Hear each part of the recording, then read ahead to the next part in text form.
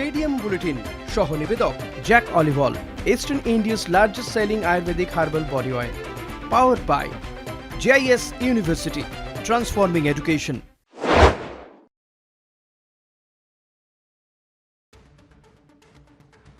নমস্কার, শুরু করছি stadium bulletin, co-powered by Jack, co-presented by Jack Olive Oil, co-powered by Only Watches and JIS University, transforming education.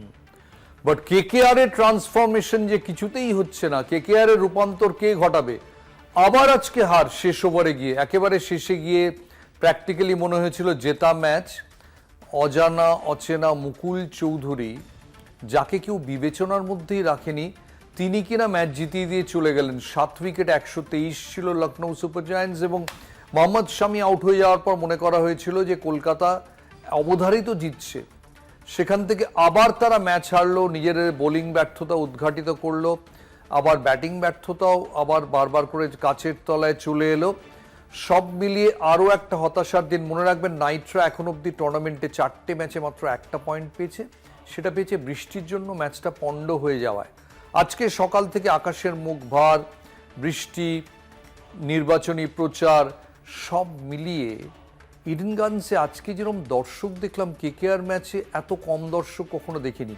অনেক সময় KKR খারাপ খেললে শেষের দিকে লোকে কম আসেন, তাও আজকের মতো নয়। আজকে গ্যালারির যে এত ফাঁকা, হয় তারা KKR এর ওপর সম্পূর্ণ বিশ্বাস হারিয়েছেন, অথবা ভেবেছিলেন যে বৃষ্টি দেখে যে পরে যদি আবার বৃষ্টি হয়, আগের দিনের মতো খেলা যদি না হয় ইডেনে গিয়ে কী করব, অথবা তারা নির্বাচনে ব্যস্ত, অথবা নির্বাচনী কাজকর্মে ব্যস্ত।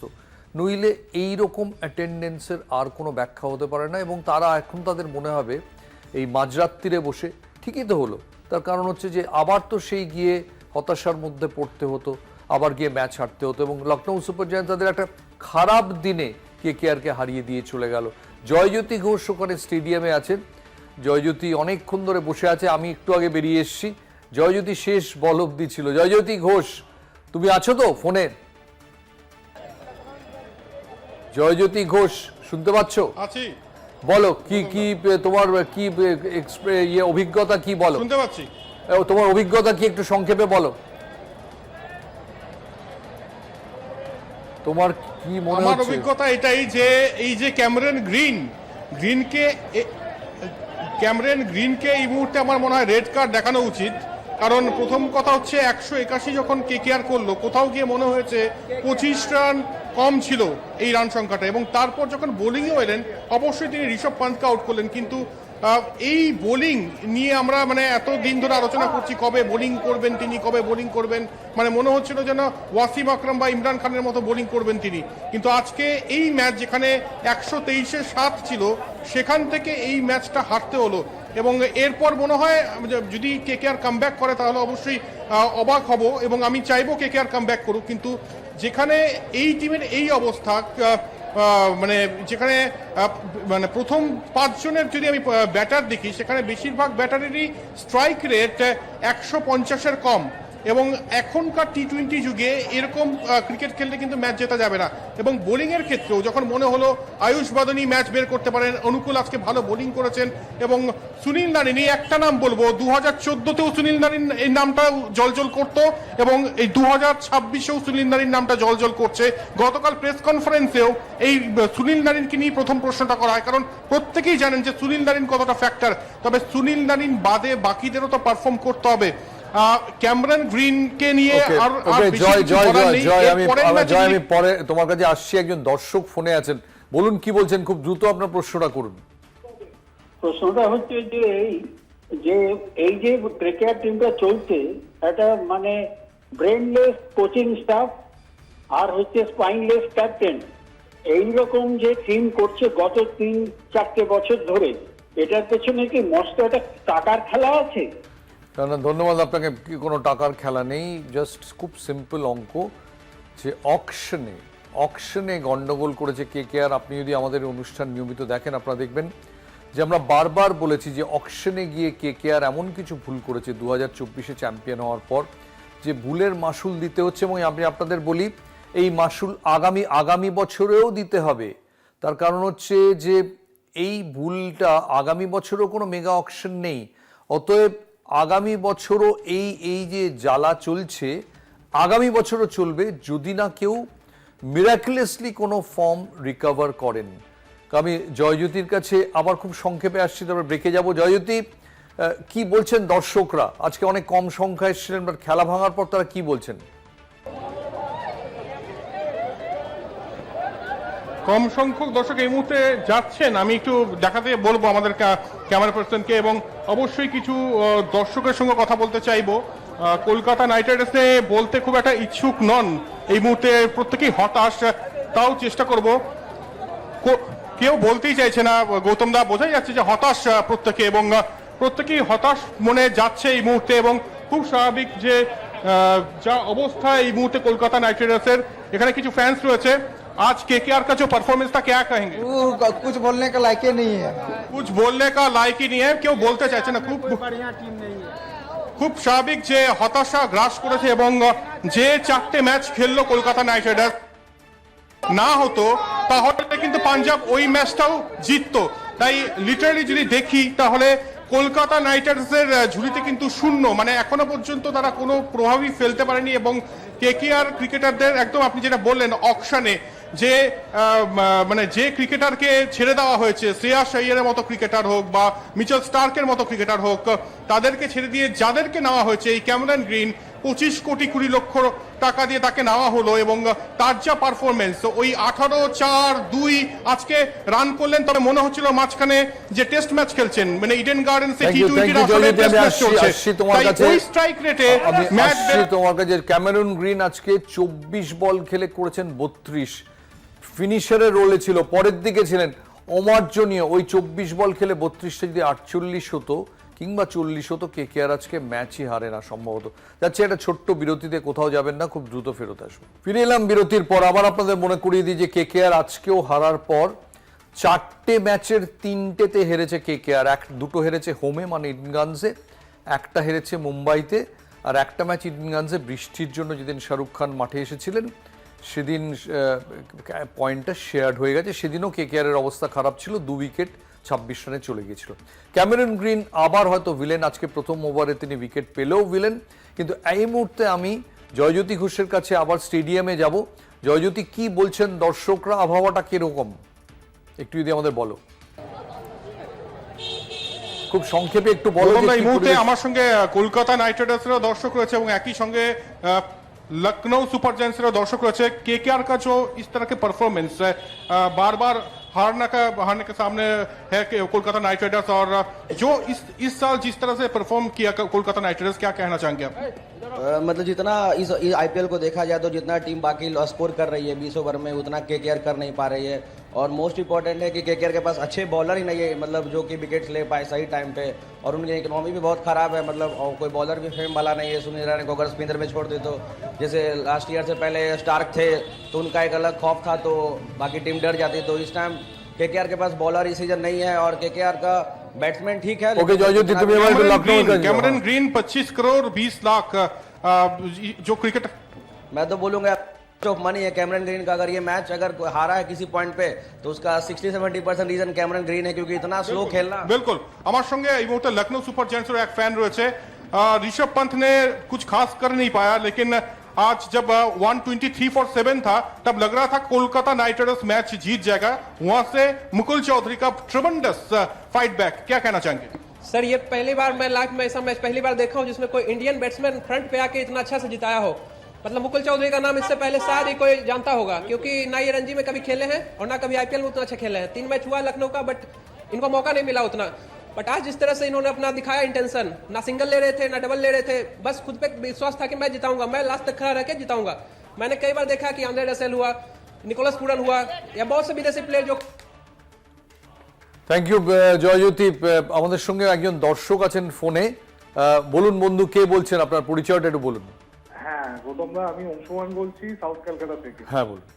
আমার দুটো ছোট প্রশ্ন। একটা হচ্ছে, যখন আমাদের পাওয়ার প্লেতে উইকেট পড়ে যাচ্ছে ওই মুভমেন্টে নারিনকে না বলে আর একটু ডট বলটা গ্যাপটা করে স্ট্রাইকটা বেশি নেওয়া যায়?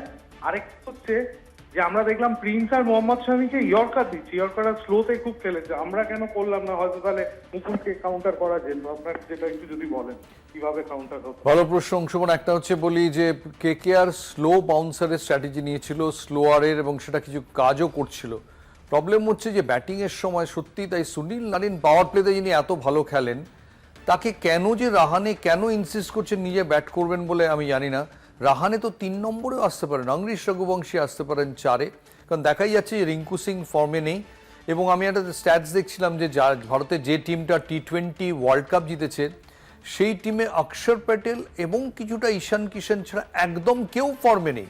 একেবারে যদি ওপর থেকে দেখেন, অভিষেক শর্মা নেই, সঞ্জু স্যামসন নেই, তিলক ভার্মা নেই, এরা কেউ, হার্দিক পান্ডিয়া, অক্ষর প্যাটেল বাদ দিয়ে এবং ঈশান কিষান বাদ দিয়ে পাই কেউ ফর্মে নেই। এমনকি বুমরাকেও সেদিন যথেষ্ট মেরেছেন, বুমরা মার খেয়েছেন 2টো ছক্কার 15 বছরের ছেলের কাছে। সো সব মিলিয়ে এবং যারা কেকেআরে আছেন, রিঙ্কু সিং এবং বরুণ চক্রবর্তী, তাদের অবস্থা আরও খারাপ।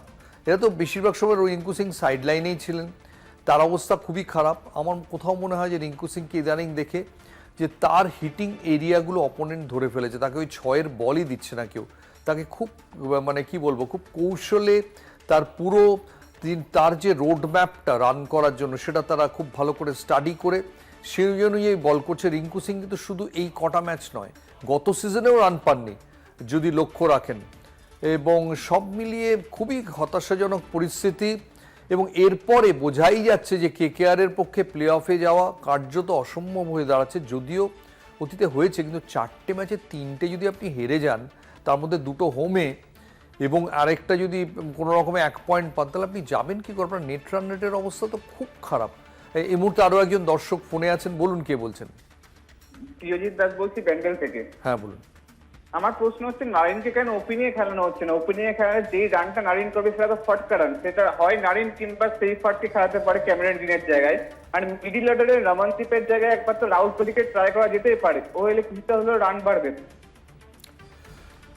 আপনার পরামর্শগুলো, সাইফার্টকে খেলানোটা ডিফিকাল্ট, কারণ ফিনালেন রয়েছেন তার সঙ্গে, কিন্তু আরে সুনীল নারিনকে ওপরে আনাই যায়। রাহানে কেন 3 নম্বরে খেলছেন না কেউ জানে না, কারণ সুনীল নারিনের মারার ক্যাপেবিলিটিটা রাহানের চেয়ে বড় শট খেলার ক্ষমতা অনেক বেশি। রানে যেটা বাউন্ডারি পাবেন, সুনীল নারিন হয় আউট হবেন অথবা সেটা ওভার বাউন্ডারি করবেন। অর্থাৎ যদি ওভার বাউন্ডারি আমি 2টো রান এক্সট্রা পাচ্ছি, এরকম যদি 4বার 2টো রান এক্সট্রা পাই, তাহলে আমি টোটাল 8 রান পাচ্ছি। কেকেআরকে মনে রাখতে হবে আমার ব্যাটিংকে অপটিমাইজ করতেই হবে, কারণ বোলিংটা কমপ্লিটলি খরচার খাতায়। আমি যদি ব্যাটিংটা একটা বলও আমার নষ্ট করলে চলবে না। আর সেখানে বারবার করে ক্যামেরন গ্রিন কিংবা মাঝখানে রিঙ্কু সিংরা এরা এত স্লো হয়ে গেল খেলাটা, যে কেকেআর ভালো স্টার্ট করেও আজকে সেই 181-র বেশি যেতে পারলো না। এবং 181 করে কেকেআরের পক্ষে খুব ডিফিকাল্ট। মনে রাখবেন, আজকে নিকোলাস পুরান রান পাননি, ঋষভ পান্ত রান পাননি। এরা রান পেলে তো ম্যাচ অনেক আগেই শেষ হয়ে যায়। এরা রান পাননি, খারাপ একটা সিচুয়েশন। লখনৌ সুপার জায়ান্টস খুবই খারাপ খেলেছে আজকে, আমি বলবো সামগ্রিকভাবে। সেই খারাপ দিনটা বা সেমি খারাপ দিনটাও কেকেআর কাজে লাগাতে পারলো না। এই কেকেআর টিম এতটাই দুর্বল।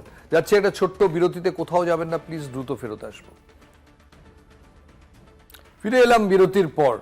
বোঝাই যাচ্ছে যে ইডেন গার্ডেন্সের দর্শক অত্যন্ত বিষণ্ণ, ব্যথিত। এবং ইডেনের বাইরে যে বৃহত্তর ইডেন আছে, যেখানে কেকেআরের হিউজ ক্যাপটিভ অডিয়েন্স, সেখানেও একই অবস্থা নইলে মাঝরাত্রিরে এত সব ফোন আমাদের কাছে আসতো না। এবং আজকে ইডেন গার্ডেন্স গ্যালারিতে দেখছিলাম, মাঝখানে যখন কেকেআর ভালো খেলছিল সেই সময় গ্যালারিতে আবার পুরনো হর্ষধ্বনি দেখা গিয়েছিল। যদিও এসআরকে আজকে আর আসেননি, কিন্তু আজকে আবার যা কেকেআরের ফাইনালি যা পরিণতি হলো, তাতে এই টিম কি করে উত্থান হবে কেউ জানে না। ক্লিয়ারলি বোঝা যাচ্ছে কতগুলো টিম এই টুর্নামেন্টে যেন ফার্স্ট ডিভিশনে রয়েছে, যেমন আরসিবি, যেমন পাঞ্জাব, যেমন দিল্লি, যেরকম গুজরাট টাইটান্স, যেমন রাজস্থান রয়্যালস, এই 5টা টিম। তার সঙ্গে মুম্বাই ইন্ডিয়ান্স ঠিক চলে আসবে। এই 6টা টিম একদিকে, আর অন্যদিকে কারা? এই সিএসকে, কেকেআর, কিছুটা বেটার সানরাইজার্স হায়দ্রাবাদ, বাট এই টিমগুলো আরেকটা দিকে। এবং এই সিচুয়েশনে কেকেআরের পক্ষে, অন্যবারও কেকেআর অনেকবার আমাদের খারাপ খেলতে দেখেছি, কেকেআর ফেরত এসছে, কিন্তু কার ঘাড়ে চেপে কেকেআর ফেরত আসবে? অনুকূল রায় আজকে মোটামুটি বল করেছেন, বৈভব অরোরা লাস্ট ওভারে অনেকটা রান দিয়ে দিলেও মোটামুটি চেষ্টা করেছেন, নবদীপ সাইনি কমপ্লিটলি ব্যর্থ, ক্যামেরন গ্রিন তিনিও প্রায় ব্যর্থই বলা যায়। 24 বলে 32 এই ম্যাচে কেউ করে এরকম একটা ভালো স্টার্ট হওয়ার পর। তার মানে আপনি যতটা না টিমের জন্য খেলছেন তার চেয়ে বেশি আপনার যে প্রেশারটা 25 কোটি টাকা নেওয়ার, সেই প্রেশারটা আপনার ব্যাটিংয়ে চেপে বসছে। আমি জয়জ্যোতির কাছে একটু ফোনে যাই। জয়জ্যোতি, কেকেআরকে দেখে কি মনে হচ্ছে যে কোনো রকমে এবারের আইপিএলটা শেষ হলে তারা বেঁচে যায়? বিষয় যেটা কলকাতা লাইট একটা কথাই বলবো যে প্রথম সপ্তাহে অনেক বেশি হয়ে যাচ্ছে। আর জয়জ্যোতি, তোমার কথা ভালো করে বুঝতে পারছি না, আমি আবার তোমায় ধরছি। আমাদের মধ্যে ফোনে কোনো দর্শক আছেন, বলুন আপনার প্রশ্ন। আপনার প্রশ্ন। নমস্কার গৌতম বাবু, আমি পটাশ থেকে সুশান্ত মন্ডল বলছিলাম। হ্যাঁ বলুন। প্রশ্ন হচ্ছে, যদি ক্যামেরন গ্রিন কিংবা ফেনেলেনকে সরিয়ে রচিন রবীন্দ্রকে খেলানো হতো তাহলে কেমন হতো? এটা রচিন রবীন্দ্র খারাপ অপশন হয়তো হতো না। রচিন রবীন্দ্র কিন্তু প্রবলেম হচ্ছে কেকেআর এর পেস বোলার দরকার, সেই জন্য কিন্তু আজকে রবম্যান পাওয়েল, আমি বলবো যে রবম্যান পাওয়েলের আমি ব্যাটিংটা যথেষ্ট ভালো হচ্ছে। 24 বলে 39 রবম্যান পাওয়েল মনে হলো একটা ছোট রাসেলকে কেকেআর পেয়েছে। রবম্যান পাওয়েল যদি ভালো ব্যাট করেন, ফিন অ্যালেনের যদি ব্যাট চলে, কেকেআর অন্তত রানটা করবে। এটা এখন একটা গ্রামের 5 বছরের ছেলেও জেনে গেছে যে এই কেকেআরকে ব্যাটিংয়ে জিততে হবে, এই কেকেআরের বোলিংয়ে জেতার কোনো চান্স নেই। ব্যাটিংয়ে জিততে হলে মিনিমাম আপনাকে 230 রান করতে হবে, ইফ নট মোর। 230 রান যদি করতে হয়, প্রত্যেকটা ব্যাটসম্যান, কোনো ডট বল খেলা যাবে না, অর্থাৎ তুমি আউট হয়ে যেতে পারো, ছেড়ে দাও পরের ব্যাটসম্যানের জন্য। আজকে এই যে বলগুলো ক্যামেরন গ্রিন নষ্ট করলেন, পেছনে সুনীল নারিন ছিলেন, প্লেয়ার ছিলেন, অনুকূল রায় ছিলেন, অনেকে তো মারতেই পারতেন, তিনি কেন নষ্ট করলেন? অর্থাৎ এই প্রেশারটা, আবার বলছি 25 কোটি টাকার প্রেশার, যেটা গত বছর মিচেল স্টার্কেরও ছিল, কিন্তু মিচেল স্টার্কের সময় এইরকম টিমটার অবস্থা ছিল না। টিমে আরও ভালো কিছু প্লেয়ার ছিলেন, ওপেনিং কম্বিনেশনটা ভালো হচ্ছিল ফিল সল্ট আর সুনীল নারিনের। কিন্তু আবার ওই যে বলছি নিলামে, এবং নিলামে কমপ্লিটলি রেসপন্সিবল একটাই লোক, ভেঙ্কি মাইসো, যিনি নিলামের নেতৃত্বে ছিলেন। বোঝাই যাচ্ছে যে নিলামে তিনি ফেল করেছেন। আমি জয়জ্যোতি ঘোষের কাছে যাচ্ছি। জয়জ্যোতি, এবার কেকেআর হোম খেলা আপাতত শেষ করে কেকেআর যাচ্ছে বাইরে সিএসকে এর সঙ্গে খেলতে, কি মনে হচ্ছে? প্রথমত যেটা চলছে সেটাতে আর কিছুই মনে হচ্ছে না। আর একজনের কথা খুব মনে পড়ছে, সেটা হচ্ছে গৌতম গম্ভীর। মানে এই যে কোচিং স্টাফরা রয়েছেন, যেখানে অভিষেক নায়ার হোক বা ডোয়াইন ব্রাভো, এখনো জানি না ডোয়াইন ব্রাভোর কি কাজ, তবে ওই গৌতম গম্ভীরের যে স্ট্র্যাটেজিক মুভগুলো ছিল এর আগে, যেমন সুনীল নারিনকে দিয়ে ওপেন করানো, ছোট ছোট যে মুভগুলো, সেগুলো ভীষণভাবে মিসিং।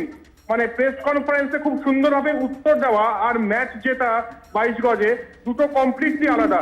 অভিষেক নায়ার হয়তো প্রেস কনফারেন্সটা খুব স্মার্টলি হ্যান্ডেল করেন, কিন্তু এখনো পর্যন্ত কোচ হিসেবে, অ্যাটলিস্ট কেকেআর এর কোচ হিসেবে কিন্তু তার কোনো ইউটিলিটি দেখা যায়নি। তাই এর পরের ম্যাচ যার সঙ্গে, যাদের বিরুদ্ধে, তারাও খুব একটা ভালো ছন্দে নেই। তবে কেকেআর যে ছন্দে খেলছে তাতে সিএসকেও যদি হারিয়ে দেয়, অবাক হওয়ার কিছু থাকবে না কেকেআর ফ্যান্সদের।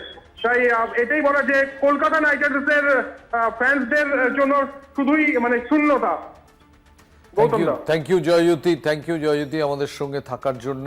সত্যি তাই যে সিএসকেও যদি এবার কেকেআরকে হারিয়ে দেয়, তাহলে কেকেআর এর অতি বড় ফ্যানও আশ্চর্য হবে না। কিন্তু আজকে মাঠে আবার বলছি, ইডেনগানজে একটা দিক থেকে যেমন কেকেআর এর প্রতি সমর্থনের অভাব দেখেছি, অনেকে মাঠে আসেননি।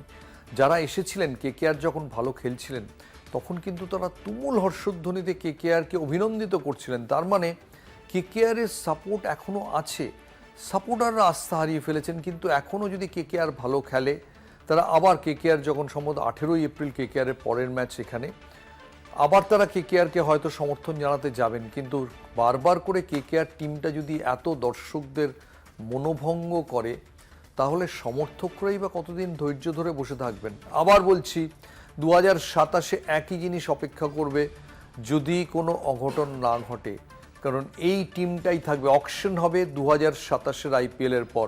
তাই আজকে রাত্রিরে আপনাদের কোনো কি বলবো, কোনো আশার কথা শোনাতে পারছি না, কারণ এই জিনিসই তো চলবে 2027-এ। এবার কেউ যদি দুর্ধর্ষভাবে ফর্মে ফেরত আসে, যদি হঠাৎ করে ক্যামেরন গ্রিনের ফর্ম নেক্সট ইয়ার ভালো হয়ে যায়, এই টুর্নামেন্টের শেষ দিকে ভালো হয়ে যায়, রবম্যান পাওয়েল প্রথম ম্যাচে দারুণ খেলেছেন, আরও যদি ভালো খেলতে শুরু করেন হয়তো কিছুটা উন্নতি হবে, কিন্তু যেখানে যেখানে 6টা টিমের মধ্যে প্রথম 4-এ যাওয়ার লড়াই চলছে, সেখানে সেই বৃত্তের বাইরে থেকে কেকেআর কি করে প্লে অফে যাবে আমার এখনো মাথায় ঢুকছে না। আজকে একটা দুঃখের খবর দিয়ে সিডি গোপীনাথ, ভারতের প্রাক্তন টেস্ট ক্রিকেটার, তিনি আজকে মারা গেছেন। তিনি ছিলেন ভারতের সবচেয়ে দীর্ঘজীবী ক্রিকেটার, 96 বছর বয়সে চেন্নাইতে মারা গেছেন। সিডি গোপীনাথ ছিলেন সেই ক্রিকেটার যিনি 1952 সালে ভারত যখন প্রথম টেস্ট ম্যাচ জিতে নাইজেল হাওয়ার্ডের এমসিসির বিরুদ্ধে, সেই টিমের অন্যতম সদস্য ছিলেন। ওই ম্যাচে পঙ্কজ রায় ছিলেন ভারতের পক্ষে, সেঞ্চুরি করেছিলেন, পি সেন ছিলেন উইকেট কিপার। কিন্তু এরা তো সবাই চলে গেছেন, একমাত্র বেঁচে ছিলেন সিডি গোপীনাথ। আর মনে রাখবেন, সিডি গোপীনাথ 1979-তে গাভাস্কার যেটা ওভালে 221 করেন, ইন্ডিয়ান টিমের ম্যানেজার ছিলেন। 1971-এ টাইগার পাটাউডিকে সরিয়ে আনা হয় অজিত ওয়াডেকারকে। সেই মিটিংয়ে দক্ষিণের নির্বাচক হিসেবে উপস্থিত ছিলেন সিডি গোপীনাথ। 2-3 বছর আগেও তাকে ফোন করে কথা বলার সময় মনে হয়েছে আমি কোনো 45 বছরের মধ্যবয়সীর সঙ্গে কথা বলছি, এত ফিট ছিলেন। চলে গেলেন। ক্রিকেটে, ভারতীয় ক্রিকেটে তার অনেক অবদান, তাই ভারতীয় বোর্ড তাকে এতটা মরমী শোকগাথা লিখেছে আজকে তার জন্যে, প্রিন্ট আউট মাফ করবেন মেল পাঠিয়েছে। কিন্তু কেকেআরের জন্য শোকগাথা কে লিখবেন? সমর্থকরা, তারা তো আপাতত স্তব্ধ। দেখলেন না, জয়জ্যোতিকে অনেকে প্রায় কথাই বলতে চাইলেন না, একজন হয়তো কথা বললেন, 4 জন রিফিউজ করলেন। শেষ ওভারে হেরে কেকেআরের অলরেডি মুড ডিস্টার্ব ছিল, এখন কেকেআর ফ্যানরা অন্তত কিছুদিনের জন্য ডিপ্রেশনে চলে গেলেন। আজকের মতো স্টেডিয়াম বুলেটিন এখানেই শেষ করছি, এবং সবাই ভালো থাকবেন। কি বলবো ভারাক্রান্ত হৃদয় কেকেআর ফ্যানদের জন্য, বলতেও পারছি না যে সামনের দিনে আরও পরিস্থিতি বেটার হবে। আজকের মতো চলি, শুভরাত্রি।